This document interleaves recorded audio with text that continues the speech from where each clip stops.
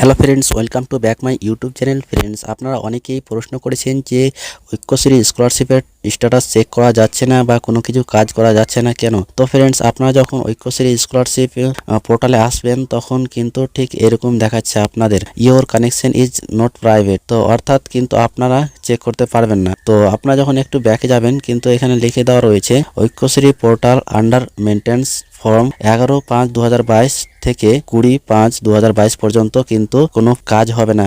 অর্থাৎ আপনারা কিন্তু কোনো কাজ করতে পারবেন না 11 তারিখ থেকে 20 তারিখ পর্যন্ত, কারণ এখন কিন্তু পোর্টালের কাজ চলছে। পোর্টালের কাজটা সেরে গেলেই কিন্তু আপনারা কাজ করতে পারবেন। তো কাজটি চলবে আপনার 11 তারিখ থেকে 20 তারিখ পর্যন্ত।